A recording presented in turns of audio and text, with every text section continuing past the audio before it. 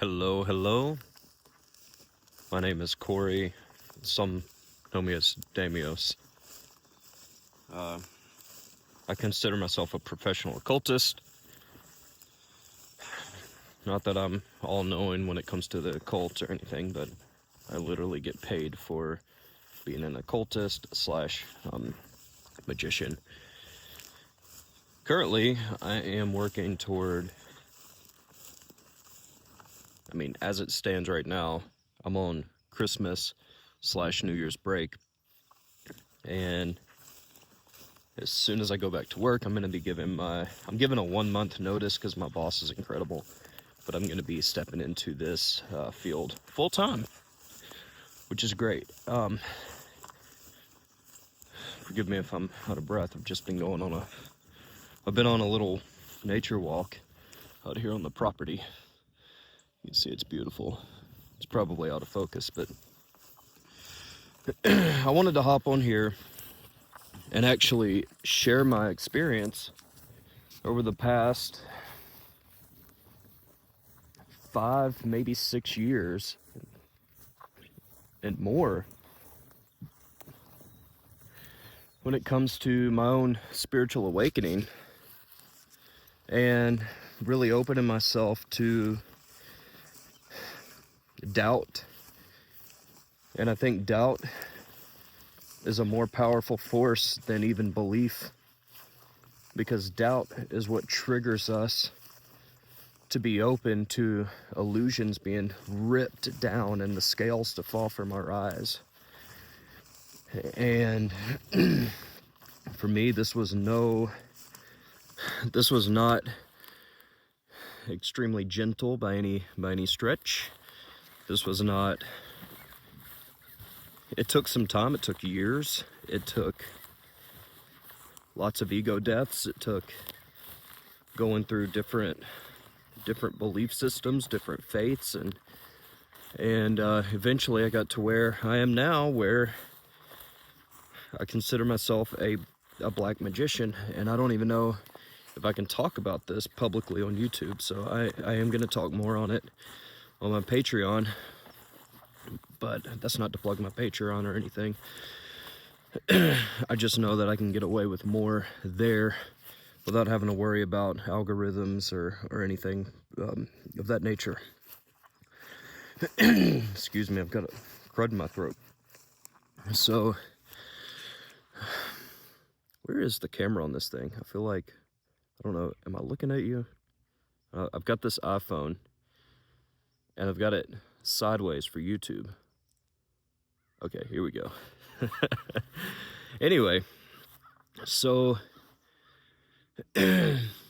back from 2016, 2017 to 2018,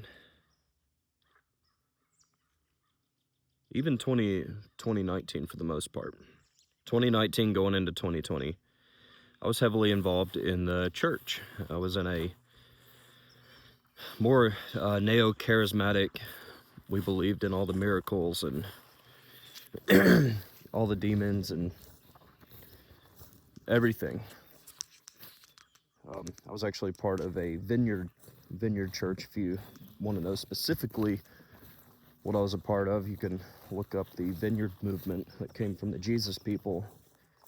It was an offspring of the Jesus people movement that happened in the 60s, 70s, and it was founded by John Wembley, I believe his name was. And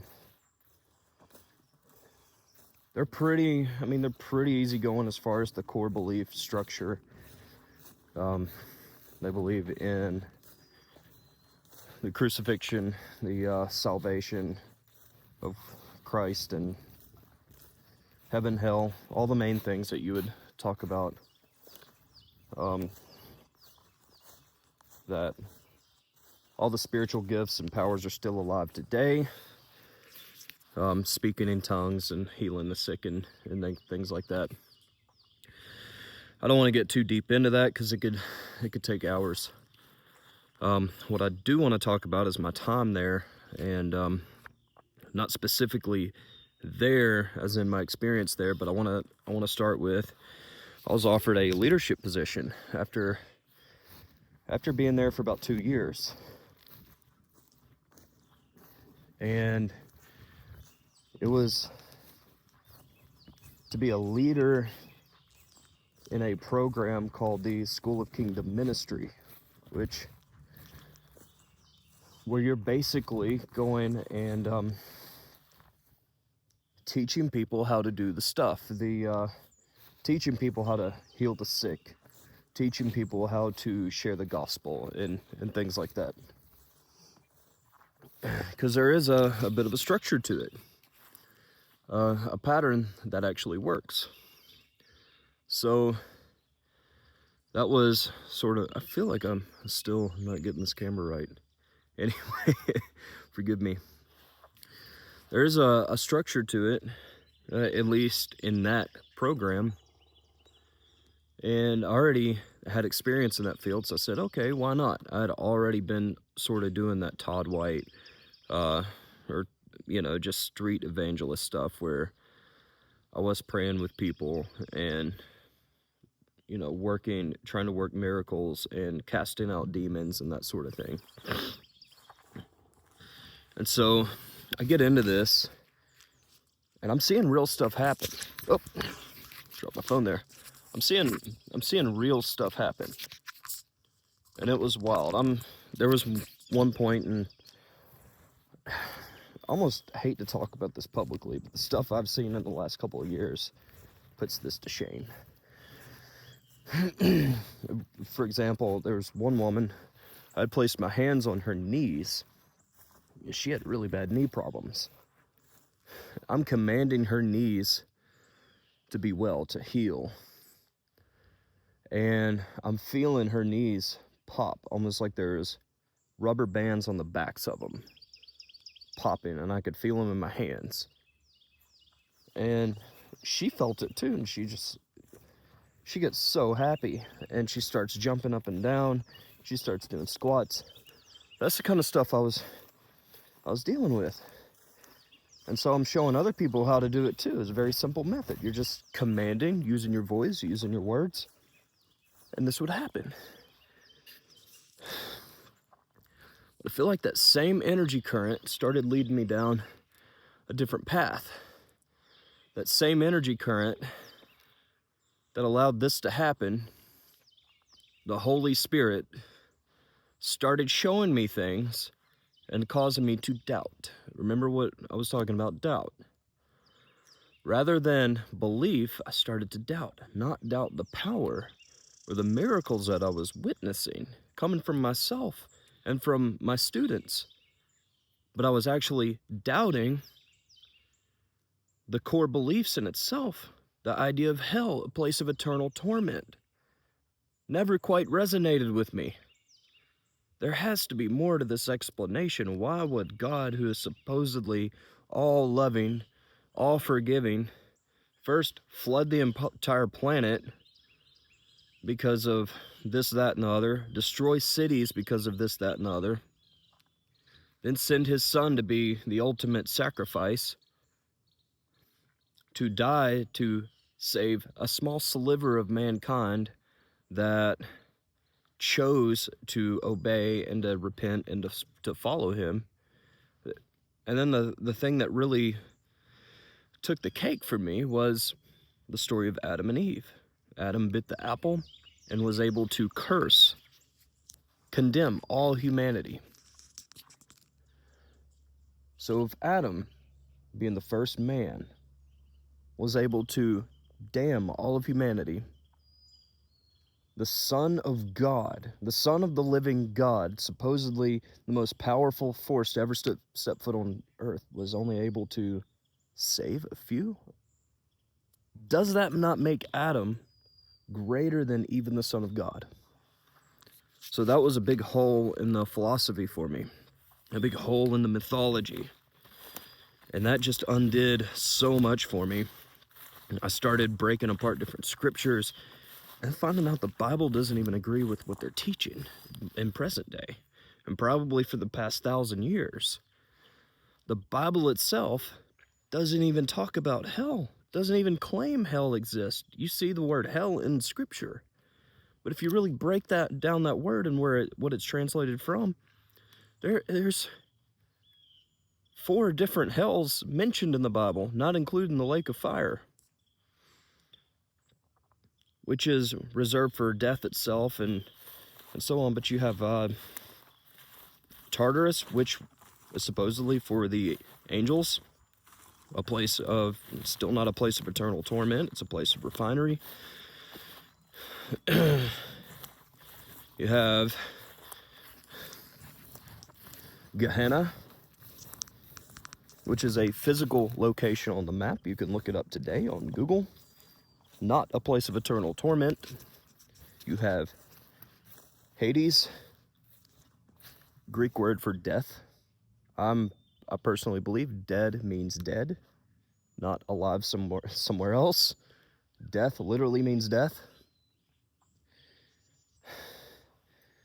And Sheol, which is a Hebrew word for death, which again means death, not alive somewhere else, not a place of eternal torment. And then you have the lake of fire, which is described as a refining fire where even death itself is cast into. In Revelation, again, does not mean a place of eternal torment. So this foundation is what shook me awake. And I started questioning everything. I remember going and teaching these classes, showing people the stuff. Meanwhile, I don't even believe some of the theology that I'm rehashing. I don't even believe that we're saving people from hell. I do believe that a man named Yeshua lived, and he was an amazing man. He was a powerful person, probably one of the greatest humans to ever step foot on earth, even today, as a black magician.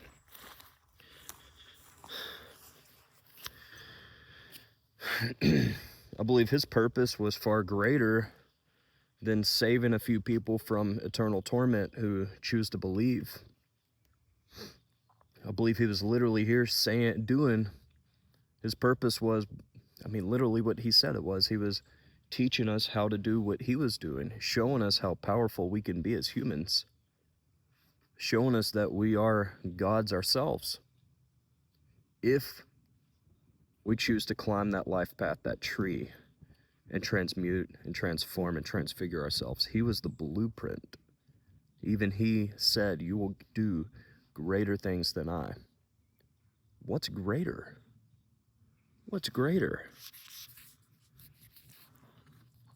So with that said, that woke me up. I started to really wonder, what is there to this universe? What is there to this earthly realm that we live in? So I'm digging deep. I'm hitting my Saturn return at the time. I'm about 28 years old at this time. Then memories start flooding of child abuse, things like that, things that I had gone through. A lot of repressed memories and emotions started coming up. I had a relationship with my abuser from when I was a child, and that person was out of my life, and I needed that person back in my life when I was a teenager. So I reached out, and for a decade, I had a relationship with them.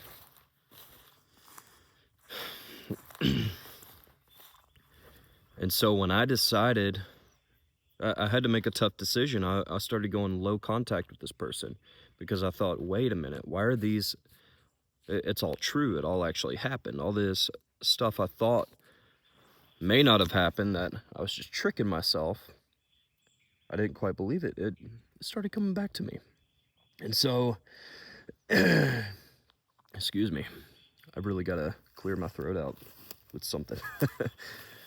Maybe less heavy cream in my coffee. But this all started unraveling, and I felt like I was going crazy and just losing my mind. I stopped responding to his text messages. Eventually I went no contact, and it gave me anxiety in my gut when I would see his name come up on my phone. So one day it all comes to a head. You know, my brother actually confronted him. I was afraid to confront him at the time. My brother confronted him, and then I just decided I need to make a move and block him. And then that's like when this abyss era started. I started walking through death, literally through the valley of death at that time. And it was the beginning of the end. I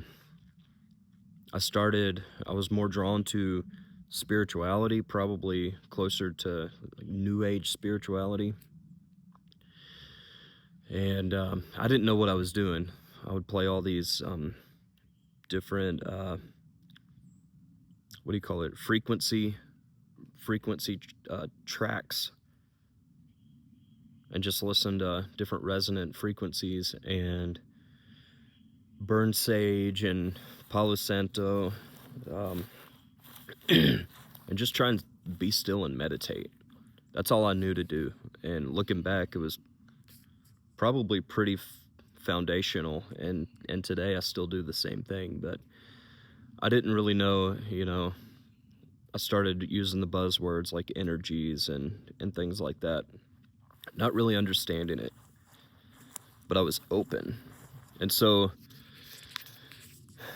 I'm not a practitioner of New Age spirituality today, because I think it's so cheap and watered down. I'm sorry if you're a New Ager watching this, but that's just my own personal gnosis. If you get a lot out of it, then I'm beyond happy for you. If you get more substance out of it than I do, I'm beyond happy for you. But I kept feeling this lack, this longing for something more. I had started a business as an online email copywriter, working for, I had actually gone under the tutelage and was working for a pretty high-level person. I'm not going to name his name publicly, but let's just say he's a big-time influencer, and I was doing great. I was actually making plans to move to Costa Rica, work remotely, quit my job,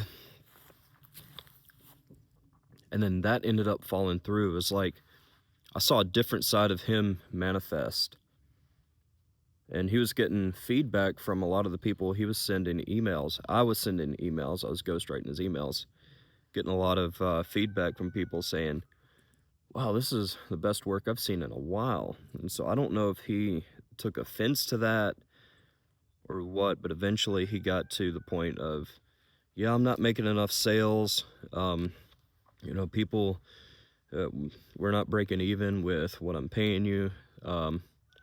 And people are complaining about the email saying that I forgot how to write and all this. I'm like, that's not true, because I literally have in a Google Drive that people are praising my work. So, and I have proof that people are clicking onto your sales page. So it's whatever product or what you're trying to sell is the problem.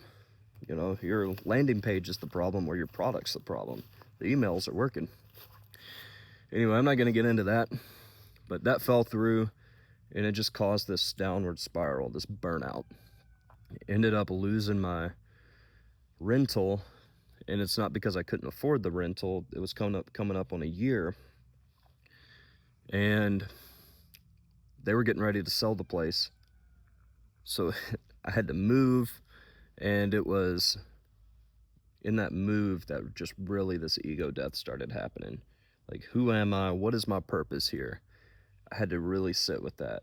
So I was fortunate enough to be able to move to this place, all this nature, and just get away from society and just sit with my thoughts, sit with my emotions, and really do some deeper inner shadow work and pull a lot of these trapped emotions and traumas to the surface. And by doing that, it started to just reveal new doorways for me. I started to open myself up to new possibilities in my spiritual growth.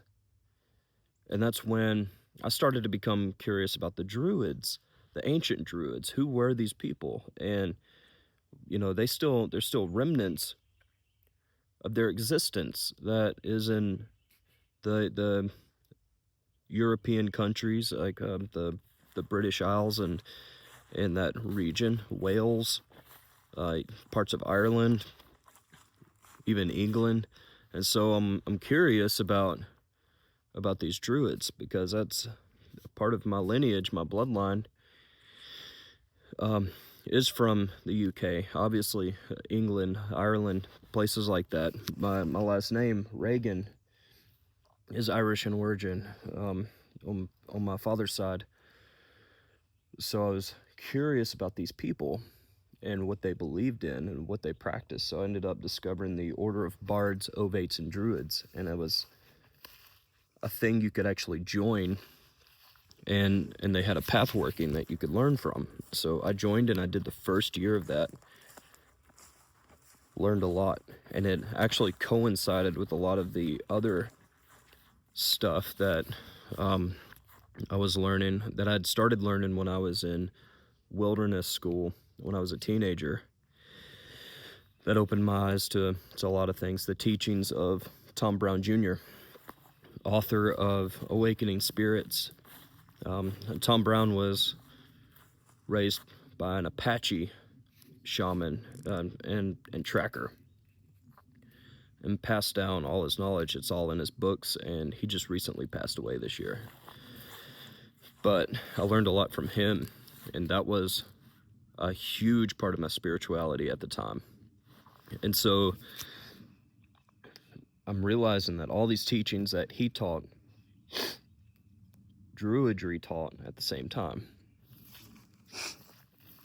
And thinking, wow, this really resonates with me. And we learned a lot of shamanism, a lot of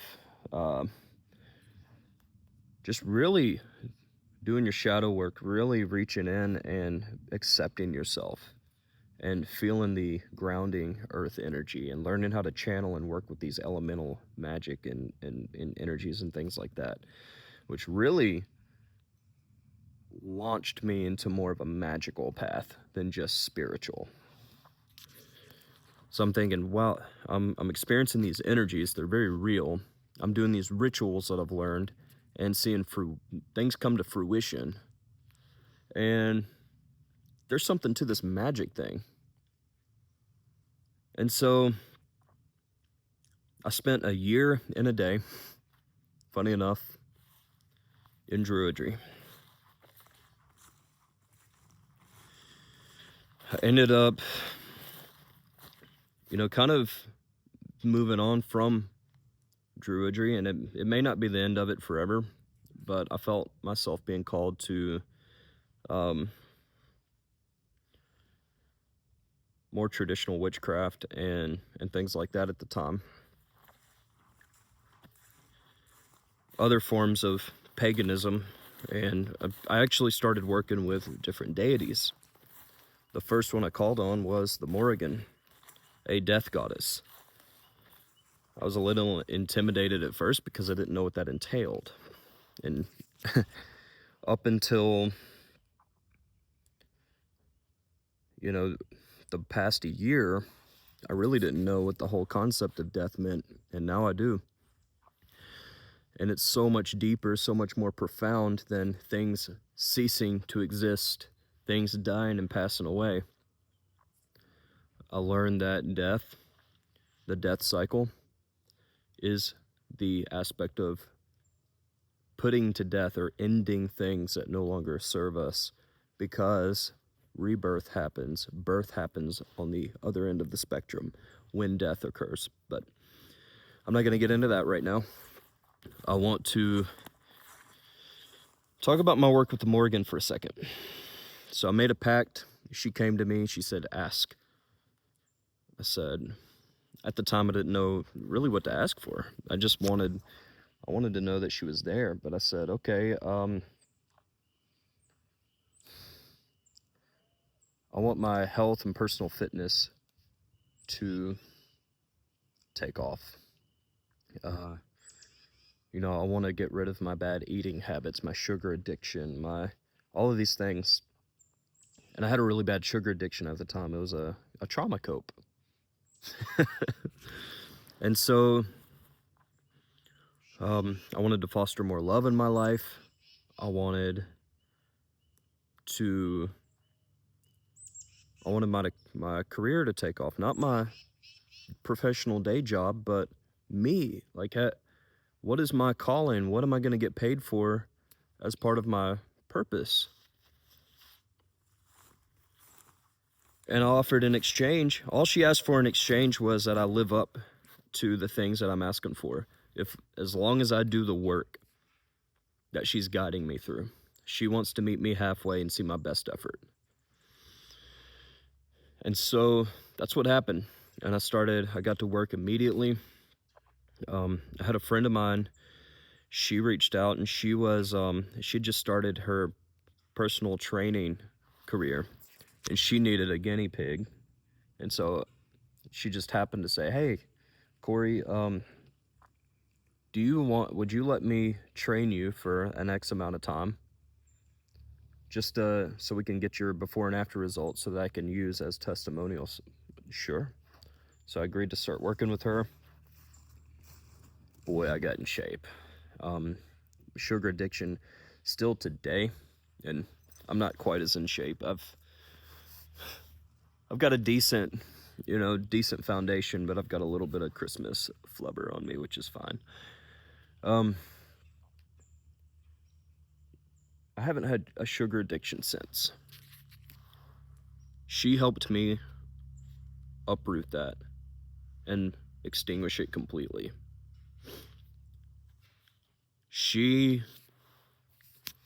The love that I was looking for in my life was with myself. It was not an external love. She taught me that. The career thing, that took a little bit longer.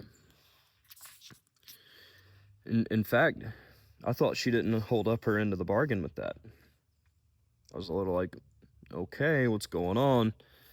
And after I'd fulfilled my end of the bargain and she had fulfilled hers as far as the other parts of it goes, we split off. She disappeared from my consciousness. And I had no desire to work with her anymore after that. So it was kind of like a finality. Oh, our work is done. And so she goes off to wherever. I start working with other deities and things like that. I don't even like the word working with. I don't know. Something about it is cringy to me. But maybe that's something I need to work on.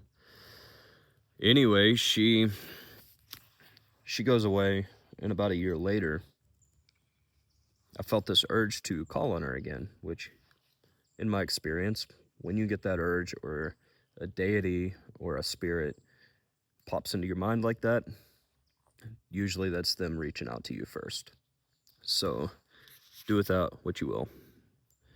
And so that's happening, and I decided to have just one more ritual for old time's sake. So I go in, I pour her an offering of rum, I set up a candle, play some music, and she comes walking out of these woods, in fact. And I'm sitting here at the edge of the woods. And I said, yeah, I just wanted to call on you and see if you wanted to go again. I've got some more things that I would like to expand in my life. I want to see what my true calling is and continue the career work that we had talked about. She said, very well. And that week, I ended up going to the mountains in East Tennessee. We were working on some land. A group of my good friends and I were developing the land and doing some things, and there was a recent hurricane, and so we were clearing up some of that storm damage. And so I'm with her there, praying to her, and oh, dropped to my phone. Oh shit, here we go. Maybe I can edit that out. So I'm praying to her, and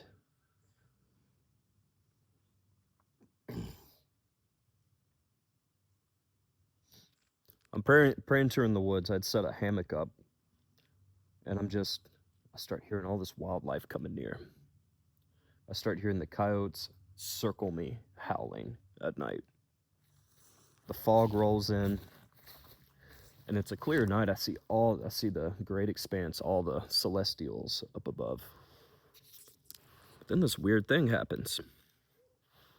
I ended up fracturing this finger.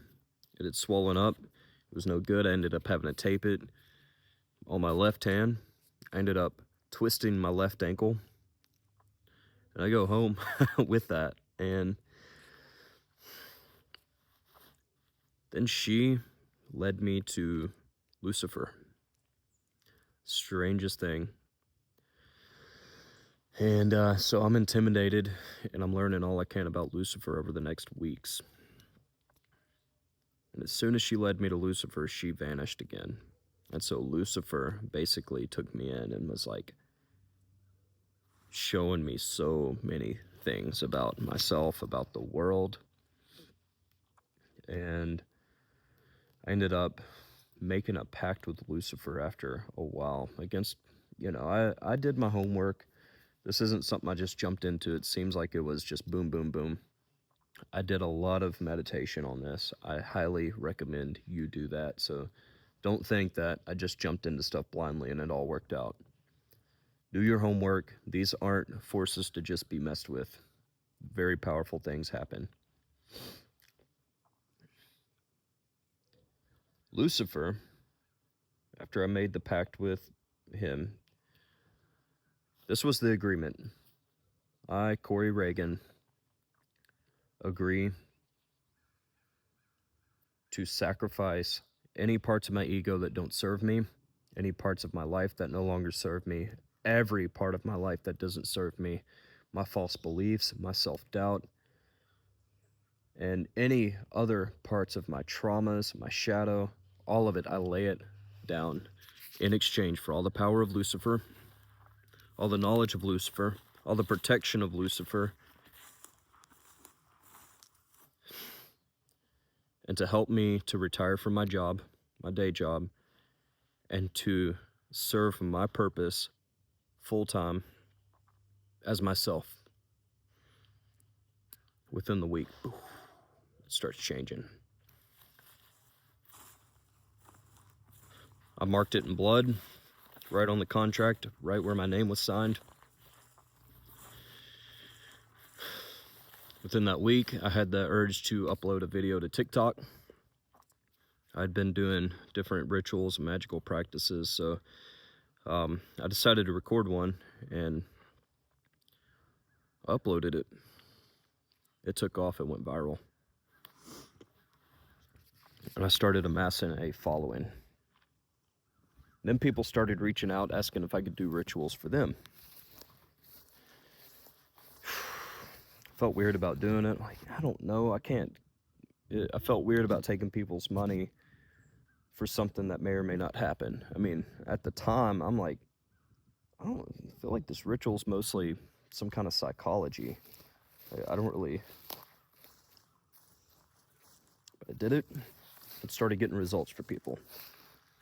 Hundreds of thousands of dollars showing up in people's bank accounts from selling their homes that was priced far below what they got for it. Things happening for people. It's people were getting healed. People were releasing things that they'd been holding on to for years. And all remotely. All remotely. I was able to do this. So, as you can imagine, it didn't take long for people to want to learn how to do it, or learn how to do it for themselves. I said, okay, I got to a place where mentally I was ready to start teaching it. So I started a mentorship teaching students. And so between working rituals, which I had to increase the price. I had so many people every day lining up to pay me for my ritual service, my spell work. And it was draining me. So I upped the price like triple. And I'm still getting people messaging me. It's far less, and I love it. But it wasn't just to try and get rich. It was because I literally don't have the energy to do that for everybody. I can't do spells for everybody. So people that are actually serious, they're able to save up over a couple months or make a huge sacrifice out of the money they have, and I'll sacrifice my time and energy because it really works. It's life-changing things that work. So I'd personally pay for it, but that's not what I'm here talking about. I started making more than I make at my career that I've been with for 7 years. And unfortunately, I came to a crossroads where I'm like, okay, I've got to try and hold on to my job as long as I can to build up a savings. And so I tried to, and the more I just got more and more busy. And so now I'm at the place where I'm having to go full circle, and I'm not gonna last until February. I mean, literally got to tell my boss that I'm gonna be departing because of this. Obviously, I'm not gonna tell him, oh, I decided to become a black magician and now I'm a professional wizard. Woo! No. But February, I'll be a free man. It's all because of these energies, these rituals that I've done, this path working that I've done, the spiritual work that I've done, the shadow work that I've done has all led up to this right here. And I'm making this video because it's going to help somebody out there realize that this can be your life too. This can be your reality. If you're seeing this and you've stayed here for the full duration of the 40 minutes that you've listened to me yap, you're here for a purpose. You're here for a reason. And I believe this could be you. This could literally be you next. And this isn't me trying to pitch something to you. I'm not even gonna tell you to go to my website or anything like that. What it is me just sparking some sort of hope. This is me telling you that if I can do it, odds are against me. I don't even officially have a high school diploma. Never been qualified for anything. I've had to enter into every career that I've been in as sweeping floors, working my way up the ladder. Is it hard work? You bet your sweet ass it is. Is it challenging? Absolutely. Are you gonna have to face a lot of things that you're afraid of? Absolutely.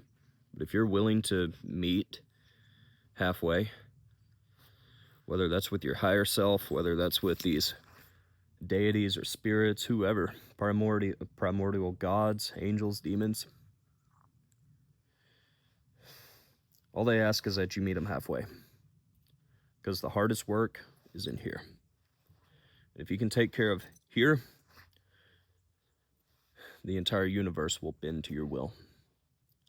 So thank you so much for watching. Subscribe to my channel because I'm going to be dropping more videos just like this one, and hopefully now that I've got the Batman origin story out of the way, we won't have to talk about it again. Thank you so much for watching again, and I will see you in the next video. Mwah!